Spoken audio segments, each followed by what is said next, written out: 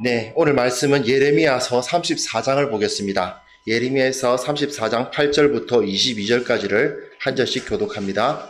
제가 첫째 8절 읽겠습니다. 시드기야 왕이 예루살렘에 있는 모든 백성과 한 가지로 하나님 앞에서 계약을 맺고 자유를 선포한 후에 여호와께로부터 말씀이 예레미야에게 임하니라.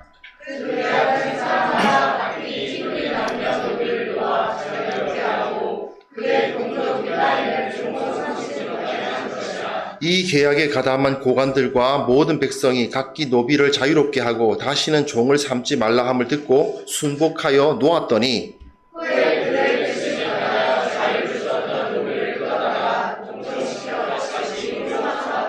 그러므로 여호와의 말씀이 여호와께로부터 예레미야에게 임하니라. 이르시되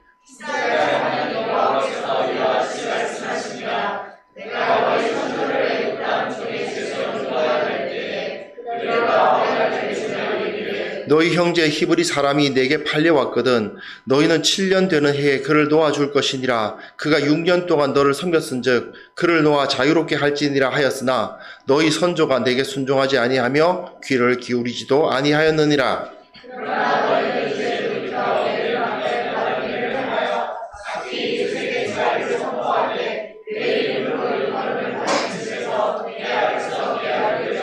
너희가 돌이켜 내 이름을 더럽히고 각기 놓아 그들이 마음대로 자유롭게 하였던 노비를 끌어다가 다시 너희에게 복종시켜 너희 노비로 삼았도다.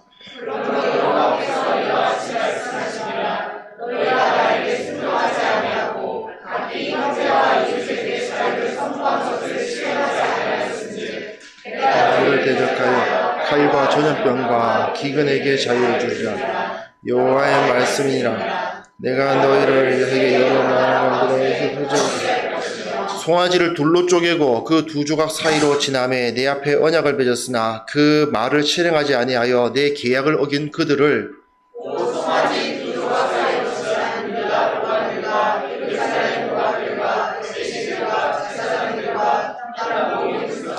내가 그들의 원수의 손과 그들의 생명을 찾는 자의 손에 넘기리니 그들의 시체가 공중의 새와 땅의 짐승의 먹이가 될 것이며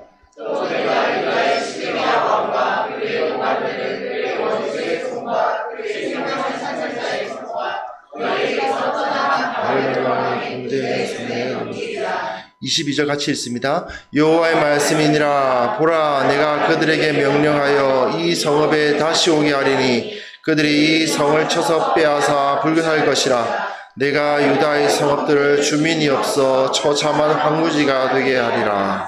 아멘.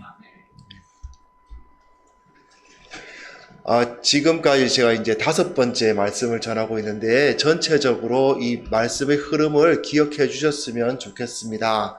우리는 그리스도인들입니다. 그리스도인들은 언제나 인생의 목표를 설정하고 살아갑니다. 내가 무엇을 위해서 사는가, 내 인생의 목적이 무엇인가를 반드시 생각하고 그것을 향해서 걸어가야만 합니다. 사도 바울은 3차 전도 여행을 마친 이후에도 다시 나는 저 땅끝까지 복음을 전하겠다는 그 목표의식을 가지고 계속해서 로마 교회에게 편지까지 보내면서 내가 거기까지 가는 것을 도와주십시오 라고 요청하기도 했던 것을 기억해 주십시오. 그리고 그랬을 때에 내가 하나님의 능력을 받아서 어떠한 특별한 존재로 변화되어서 하나님의 뜻을 이루는 것이 아니라는 것도 기억해 주셨으면 좋겠습니다. 하나님께서는 반드시 나의 나된 모습 이대로 사용하셔서 하나님의 나라를 사용하실 것입니다. 내가 지금은 가난하지만 하나님의 능력으로 내가 부자가 되어서 하나님의 나라의 일을 감당할 수 있게 될 것이다. 그게 아닙니다. 내가 지금은 얼굴이 못생겼지만 하나님의 능력으로 잘생긴 사람이 되어서 하나님 나라의 일을 감당하게 될 것이다. 지금 내가 능력이 없지만 하나님의 능력으로 능력이 있게 되어서 하나님 나라의 일을 감당하게 될 것이다. 그렇지 않습니다. 하나님께서는 그렇게 우리를 사용하지 않으실 것입니다. 우리의 연약함을 그대로, 사실은 우리가 연약한 것은 그 연약한 자체로 가치가 있기 때문에, 우리가 가난한 것은 그 가난함 자체로 가치가 있기 때문에 하나님께서는 그것을 그대로 사용하실 것입니다. 왼손잡이 에후스 이야기를 통해서 그가 왼손잡이였고 비루했었고 남들 보기에 굉장히 비겁해 보이는 상태였지만 그러나 그가 하나님을 기억함으로써 그 일을 감당할 수 있었다는 것을 기억하셔야만 합니다. 또한 우리는 하나님의 능력으로 그 일을 감당할 것입니다. 결코 내가 무언가를 할 수 있어서가 아니라 하나님께서 나와 함께 하시고 하나님께서 일하시는 게 아닌 것을 믿기 때문에 엘리야처럼 큰일 했다고 해서 그것이 자기가 한 일이 아니고 하나님께서 하셨을 뿐이고 나는 내가 뭔가를 하겠다는 그런 의식을 버리고 주께서 일하시도록 만들어가는 것, 그것이 내 삶의 방침이다 하는 것을 기억을 해 주셔야 됩니다. 그리고 또한 그 일을 위해서 교회의 공동체로서 주체적으로 누가 시켜서가 아니라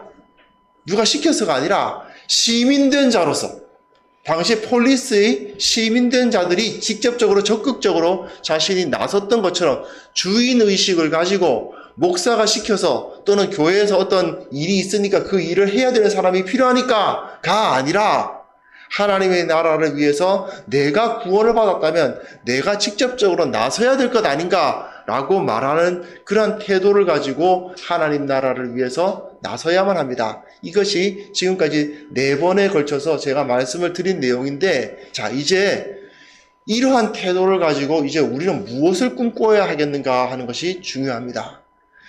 많은 그리스도인들이 하나님으로부터 내가 복을 받고 하나님으로부터 내가 좀 더 편안한 삶을 누리고 오래 살고 그리고 궁극적으로는 천국에 들어가는 것, 그것을 목표로 생각하면서 살고 그것을 위해서 신앙생활을 한다고 생각합니다. 그러나 사실은 하나님께서는 그것은 이미 보증으로 주십니다. 그것이 목적이 아니에요. 그것은 이미 우리들에게 주어진 것이고 당연히 주어질 것이고 네가 말 안 해도 그건 이미 네가 다 누릴 수 있는 것이다. 그런데 그 상황에서 누리고만 있었어야 되겠느냐? 이제 뭔가 네가 그런 것을 받았다면 뭔가를 해야 되지 않겠니? 라고 말씀하시는 것이죠. 그게 바로 이 세상을 바꿔 나가는 것입니다. 그리스도인들은 언제나 세상을 바꾸는 삶을 삽니다. 크든 작든 내 생각에는 작아 보이는 모습으로 바꾸는 것 같고 내가 보기에는 세상을 바꾼다고는 하지만 이게 뭐 대단한 것인가 싶을 수 있지만 나의 약함으로 내가 할 수 있는 나의 그 맡겨진 그 자리에서 최선을 다해서 하나님의 말씀대로 살아가려고 했을 때에 하나님께서는 큰 일을 이루어 주십니다. 그러나 그렇지 않고 이 일을 감당하지 못했을 때에는 주님께서는 크게 실망하시는 모습을 볼 수 있습니다. 오늘 본문은 예레미야서입니다. 사실 예레미야서를 설교할 때는 언제나 좀 느낌이 우울합니다. 왜냐? 늘 망한다, 죽는다, 심판받는다 그런 얘기가 계속 나오는 선지서이기 때문입니다. 그런데 왜 그들이 그렇게 되었는가를 생각해 보면 그렇게 하지 않으면 되겠죠. 이스라엘 백성들이 그렇게 심판받는다는 메시지를 받는 이유는 무엇이냐?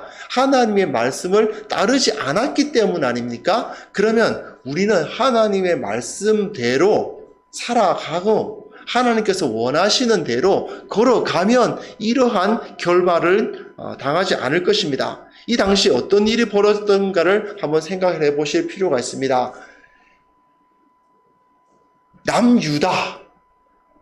남유다의 왕 요시야가 마지막의 개혁적이고 정말 선한 왕이었지만 그만 애굽과의 전쟁에서 전사하고 말았습니다.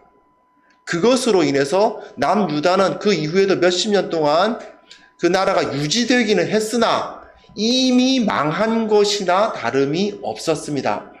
애굽과의 전쟁에서 졌기 때문에 남유다는 애굽의 치하에 들어가고 말았습니다. 애굽은 그 요시야의 아들 여호아하스를 얘는 친애굽파가 아니구나 싶으니까 잡아서 자기네들 나라로 끌어가 버리고 그리고 친애굽파였던 여호야김이라는 사람을 왕으로 세워서 이제 그 꼭두각시 나라로 만들었습니다. 이집트의 꼭두각시 나라가 되고 말았습니다. 여호야김 왕은 나중에 혹시 기회가 되시면 예레미야서를 읽어보시면 여호야김 하면은 속이 꽉 막히는, 요즘 유행하는 말로 고구마 잔뜩 먹은 것 같은 만드는 그런 왕입니다. 그야말로 답답합니다. 이 자는 하나님을 전혀 의뢰할 생각이 없습니다.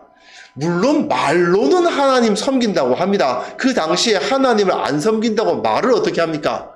하지만 하는 행동은 하나님의 말씀을 무시하고 오직 자기가 의뢰하는 것은 애굽밖에 없습니다. 완전 친애굽합니다. 애굽이 나를 도와줄 거야, 바로가 나를 도와줄 거야 라는 생각을 하면서 그 주변에, 사실 이런 식으로 왕이 된 사람이 자기 입지가 좀 약하지 않습니까? 자기 입지를 세우려고 막 건축을 막 벌립니다. 안 그래도 나라가 전쟁에서 져가지고 힘들어 죽겠는데 건축 벌리고 어떤 자기의 그 위상을 높이기 위해서 왕궁도 짓고 난리가 납니다. 그 상황에서 예레미야는 그러면 안 된다고 계속 말씀을 전하지만 완전히 무시를 당하고 잡혀 들어가고 그런 어려움을 당하죠. 그런데 여호야김 4년, 주전 605년입니다. 정말 유명한, 정말 중요한 그 해인데, 그때 이 애굽이 바벨론과의 전투를 벌이는데 갈그미스 전투라는 게 벌어집니다.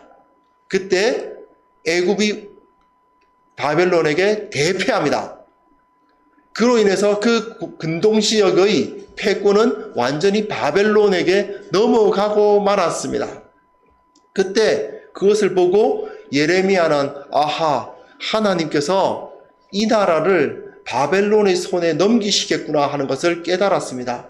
그래서 예레미야는 어쩔 수 없이 나가서 다시 말씀을 전하는데, 우리 지금 바벨론한테 항복해야 됩니다. 안 그러면 완전히 파괴될 것입니다. 하나님께서는 이미 우리를 치시려고 마음을 먹으셨습니다.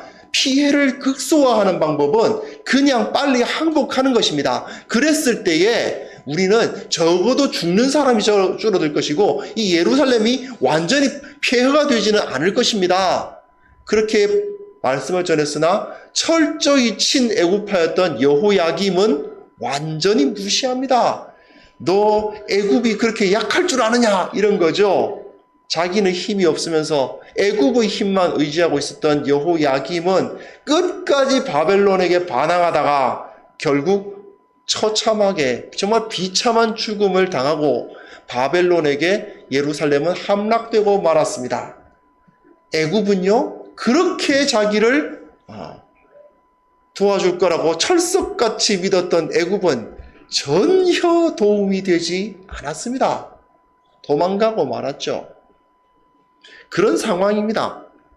그 상황에서 여호야김의 아들 여호야기는 역시 폐위를 당하고 바벨론으로 끌려갑니다. 그리고 오늘 본문 시드기야 왕이 마지막 왕입니다. 시드기야는 이제 바벨론에 의해서 세워진 꼭두각시 왕입니다.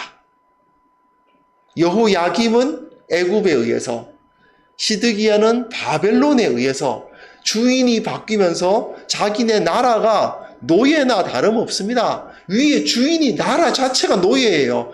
애굽의 노예였다가 바벨론의 노예였던 나라가 되고 만 것입니다. 그 상황에서 시드기야의 입지는 매우 약합니다.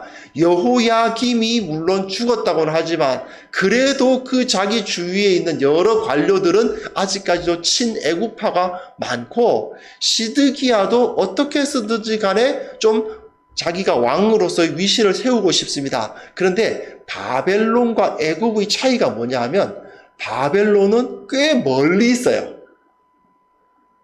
애굽은 바로 코앞에 있습니다. 그러니까 애굽한테 조금만 잘 보이면 애굽이 바로 군대가 몰려오면 저 멀리 있는 바벨론이 또 군대를 파견하려면 쉽지는 않죠.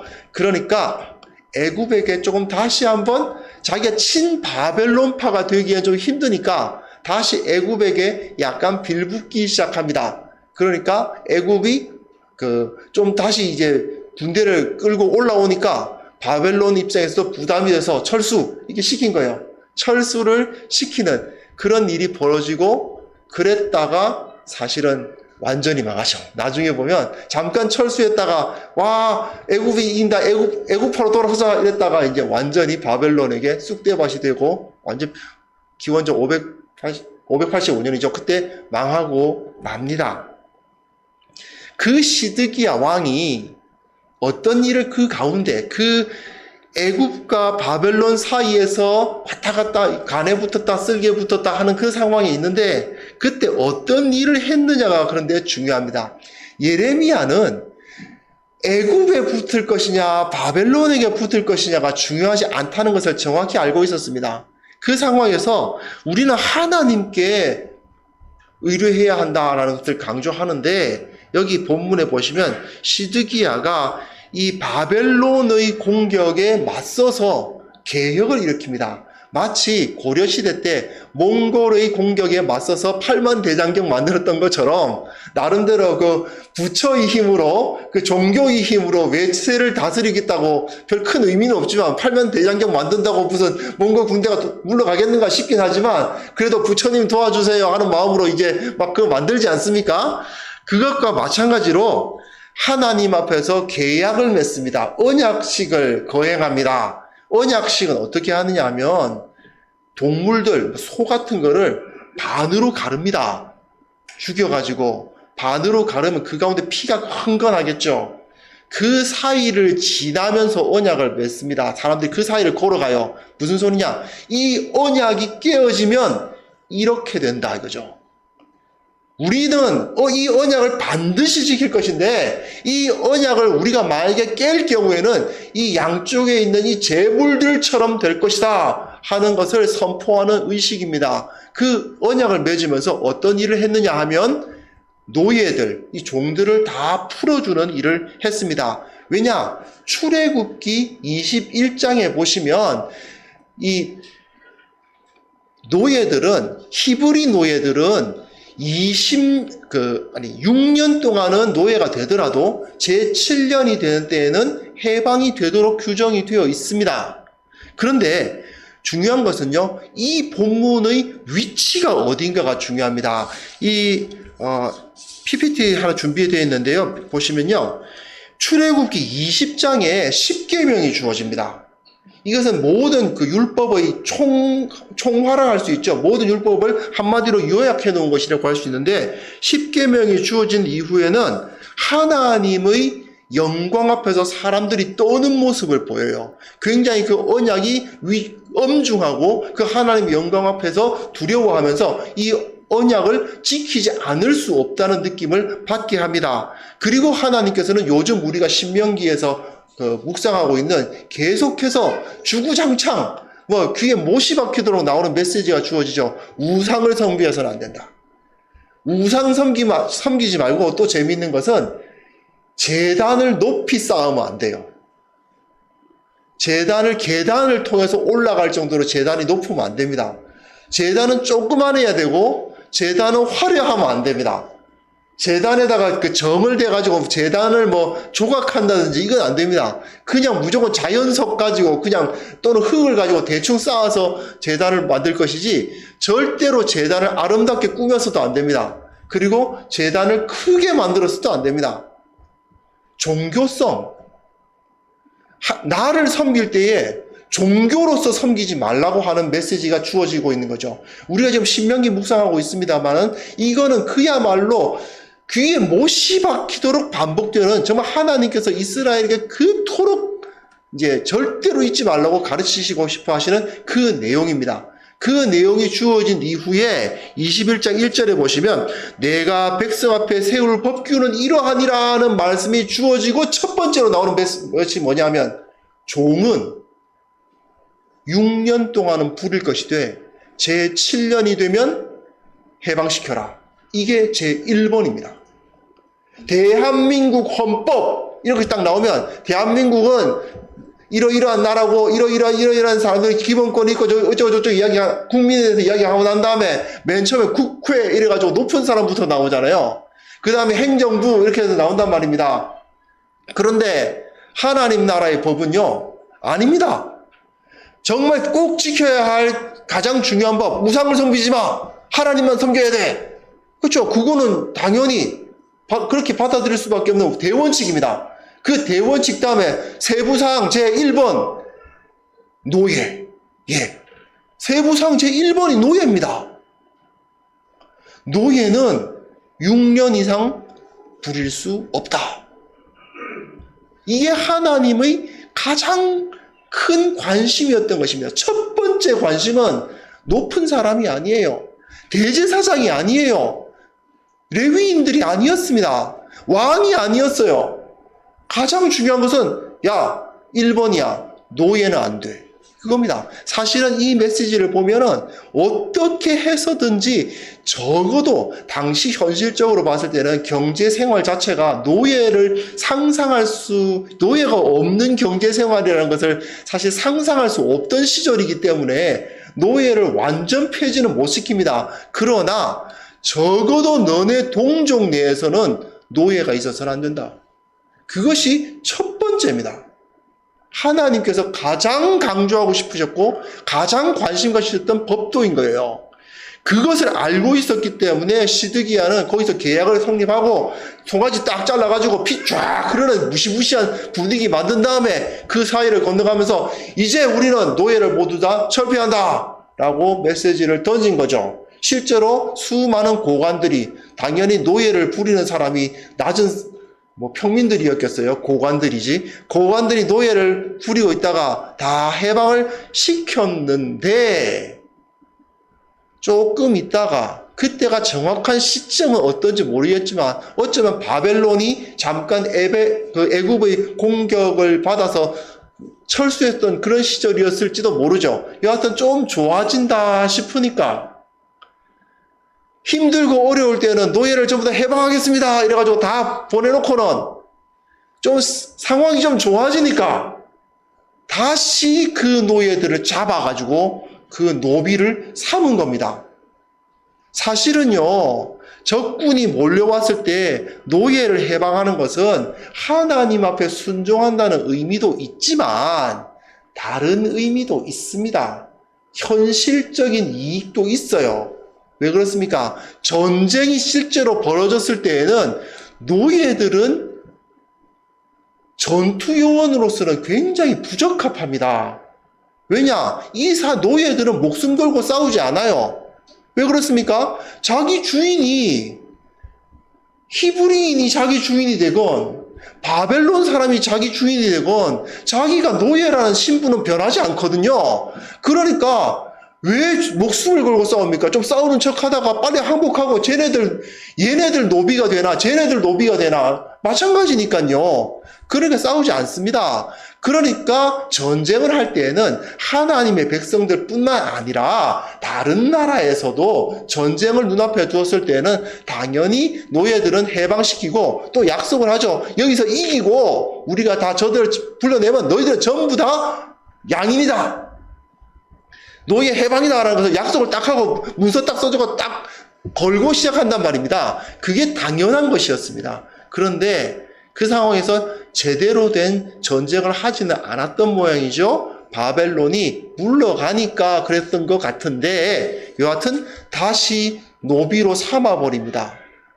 그리고 노비로 삼게 된 그 사람들도 사실 그 노예 근성이란 게 있지 않습니까? 원래 노예였던 사람들은 노예 시절이 편하게 느껴지기도 하니까 그런 일이 벌어지면 또 노예가 되는 거죠. 그 상황을 보신 하나님께서 예레미야에게 말씀을 하신 겁니다. 12절부터 보시면 너희가 이렇게 했다라는 메시지를 주시죠. 14절에 보시면 그가 6년 동안 너를 섬겼은즉 그를 놓아 자유롭게 할지니라 라는 메시지가 분명히 출애굽기 20장에 있음에도 불구하고 너희가 거짓되게 행했다라고 말씀을 하십니다. 16절에 보시면 너희가 그들이 마음대로 자유롭게 하였던 노비를 끌어다가 다시 너희에게 복종시켜 너희를 노비로 삼았는데 그것이 뭐라고요? 너희가 돌이켜 내 이름을 더럽혔다. 너희가 내 이름을 더럽히려고 풀어줬던 노비를 다시 노비로 삼았다라고 선포하고 계신 것입니다. 즉, 이 세상 가운데서 하나님께서 정말 원하시는 세상은 어떤 것이었습니까? 주인도 없고 노예도 없고 모두가 동등한 하나님의 백성으로서 서로가 화평하고 서로가 서로를 위하면서 살아가는 그러한 세상을 만들고, 어쩔 수 없이 세상이 힘들고 어렵기 때문에 누군가의 노예가 된다 하더라도 절대로 6년 이상은 안 된다. 사실은 당시로서 한번 생각을 해보십시오. 6년 이상은 노예가 안 된다는 말은 무슨 뜻이겠습니까? 6년 동안은 자기의 노동력으로 그 빚을 갚을 수 있도록 하는 거예요. 주로 보면 빚이 생기기 때문에 노예가 되거든요. 그러면 이 사람이 돈이 없고 파산을 하면 좋다. 그렇다면 6년 동안은 네가 일을 해서 그 돈을 갚아라. 돈을 갚고 난 다음엔 당연히 자유인이 되는 거죠. 지금 우리가 생각하는 그 피고용인과 고용인의 관계와 사실은 비슷합니다. 하나님의 백성 내에서는 영원한 노비란 있을 수 없다 하는 것이 선포가 됐고, 그리고 그 일이 그대로 진행되어야만 하는데, 그런데 그렇게 하지 않은 것입니다. 사실은 이스라엘 역사 가운데 이 법이 제대로 지켜지질 않았던 것입니다. 한 번 노예는 계속해서 노예였던 것이죠. 하나님께서는 17절에 보시면요, 이렇게 말씀을 하십니다. 네가 각 형제와 이웃에게 자유를 선포한 것을 실행하지 아니하였다. 그러므로 나는 칼과 전염병과 기근에게 자유를 주겠다. 지금까지는 칼이란 전쟁이죠. 전쟁과 전염병과 기근을 내가 붙잡고 있어서 그에게 자유를 주지 않고 복속하고 있어서 너희들에게 그 영향력이 안 갔지만, 이제는 내가 칼과 전염병과 기근에게 자유를 주어서 너희들을 다 치게 하겠다고 메시지를 주시죠. 그리고는 송아지를 둘로 쪼개고 그 조각 사이로 지나면 내 앞에 언약을 맺어놓고, 이게 반복되지 않습니까? 9절에 곧 송아지 두 조각 사이로 지난 유다 고관들과 19절에요. 예루살렘 고관들과 내시들과 제사장들과 이 땅 모든 백성들, 내가 그들의 원수의 손과 그들의 생명을 찾는 자들의 손에 넘기겠다.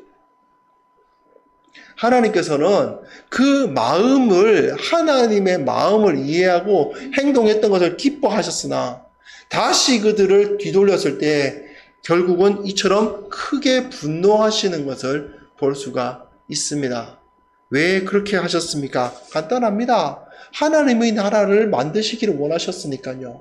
한 사람 한 사람을 하나님의 백성으로서의 그 고귀함을 회복하기를 원하셨으니까요. 만약에 이스라엘이 그리고 남유다가 한 사람 한 사람의 그 고귀함을 유지하고 정말 어떻게든 노예를 해방하고 어떻게든 모두가 다 공평하게 모두가 다 그 가운데 기쁨으로 살 수 있도록 하는 나라를 만들려고 노력했다면 지금 이 모양 이 꼴까지는 안 갔겠지요.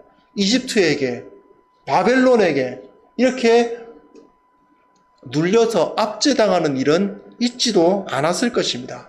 그러나 마지막이 됐음에도 불구하고 사실 시드기야 마지막 왕 아닙니까? 이스라엘이 지금 그야말로 바람 앞에 등불입니다.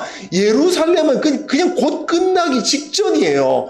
그럼에도 불구하고 정신 못 차리고 자기가 좀 편해보겠다고, 노예 부리다가 안 부리려니까 힘들죠. 맞습니다. 노예 부리다가 누구 시키는 사람 있다가 자기 손으로 직접 밥 해먹고 자기 손으로 직접 청소하고 살아가려니 힘들죠.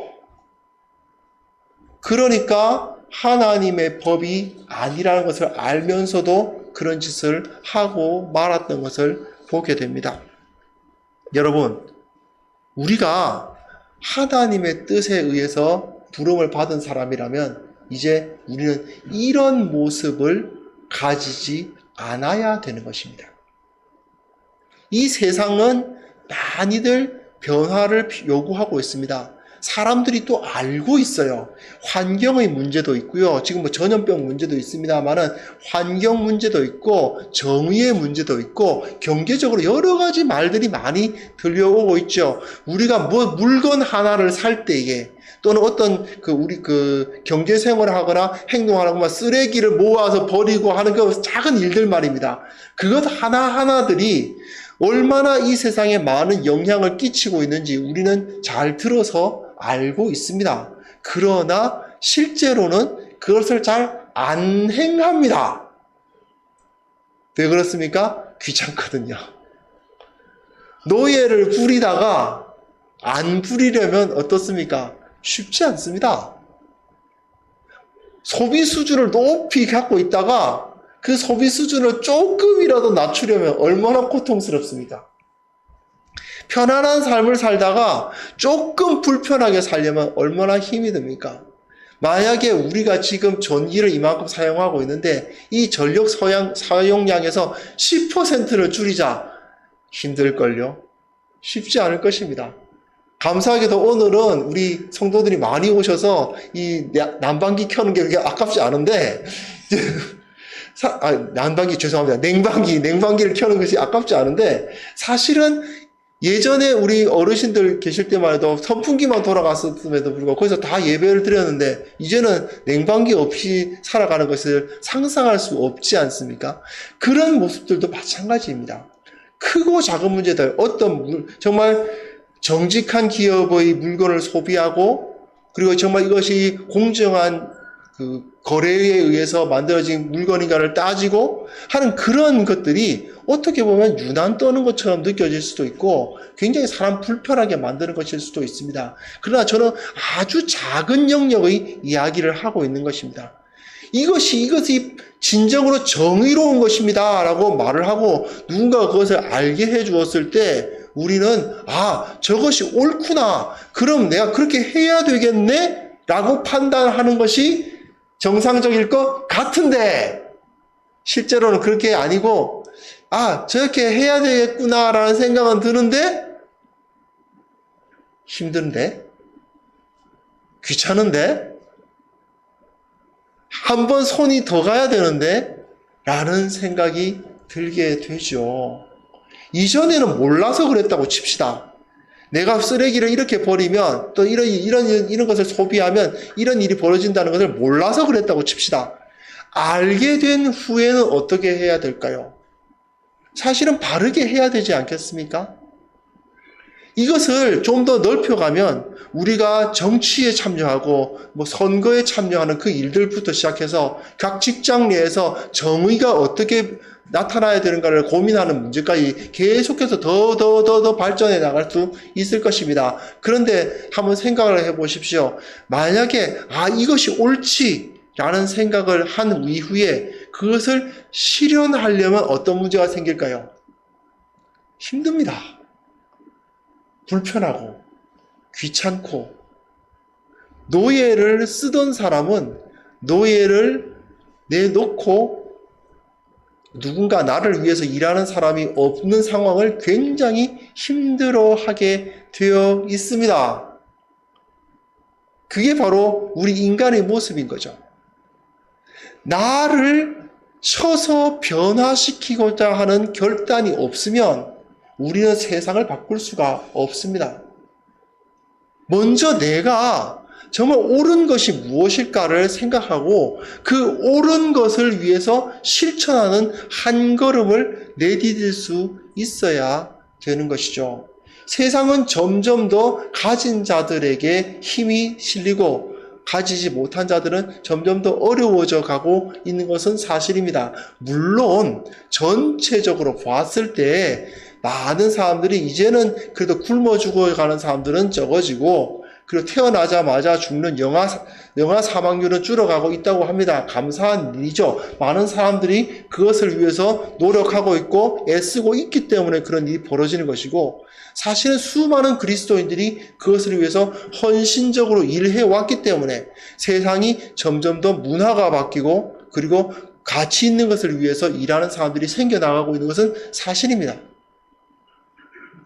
그리고 우리는 계속해서 그 일을 행해야 합니다. 이 시드기야 때의 유다 고관들처럼 자기 편하자고 자신의 편한 것을 위해서 잘못된 것인 것을 알면서도 그것을 그냥 쓰는 그런 모습들은 우리가 최대한 줄여가는 것이 옳은 것이죠.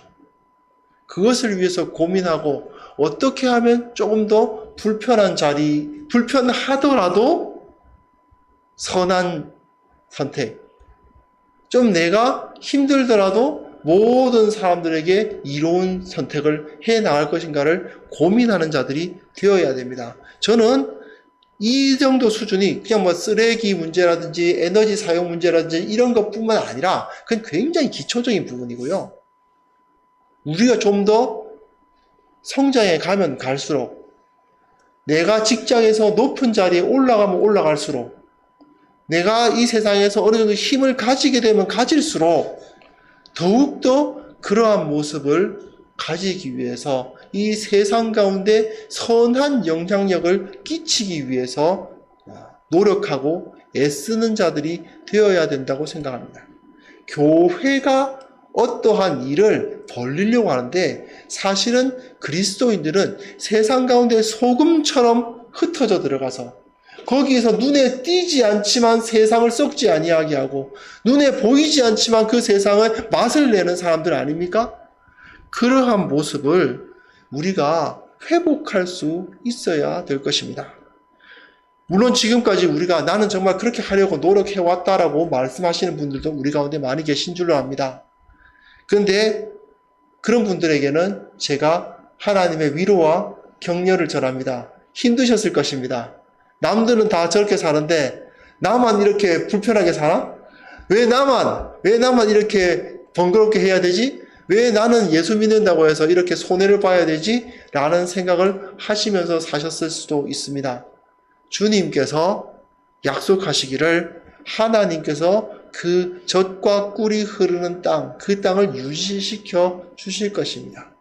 그 땅을 우리의 모든 것을 보호하여 주실 것이고 우리의 것을 하나님께서 지켜 주실 것입니다.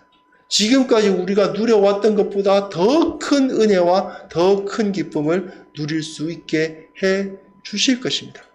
계속해서 우리는 앞으로 조금 더 바른 방향으로, 조금 더 정의로운 방향으로, 조금 더 올바른 선택을 해 나갈 수 있었으면 좋겠습니다. 계속해서 앞으로 갑시다. 지금까지 우리가 선하게 행동해 오려고 노력했던 것, 여러 가지 노력했던 것 다 저도 여러분들이 얼마나 각 처에서 예수 믿는 자답게 살려고 노력해 왔는지 저도 알고 있습니다만은 낙심하지 마시고 한 걸음도 하나님께서 또 맡기실 것이 있다면 그 때문에 더 힘들 일이 있을 수 있지만 그것을 과감히 감당해 나가는 귀한 성도님들 되셨으면 좋겠습니다. 세상을 하나님의 나라로 바꾸는 한 사람 한 사람 귀한 주님의 사람들 다 되시기를 바랍니다. 기도하겠습니다. 하나님 아버지, 세상을 변화시켜 나가야 된다는 그 비전을 우리가 잊지 않도록 도와주옵소서. 내가 하나님의 나라를 이미 선물로 받았고 유업으로 얻었는데 그렇다면 이 세상 가운데 선한 영향력, 귀한 영향력을 끼치며 살아야 되지 않겠는가라는 사실을 깨닫고 결코 이 사실을 잊지 아니하도록 주님께서 역사하여 주시옵소서. 우리 가운데 힘을 주시고 우리가 할 수 있다는 사실을 확신케 하여 주시고 이것을 통해서 실제로 이 세상 가운데 하나님의 나라가 선포되는 것을 보게 하여 주옵소서. 예수님의 이름으로 기도합니다. 아멘.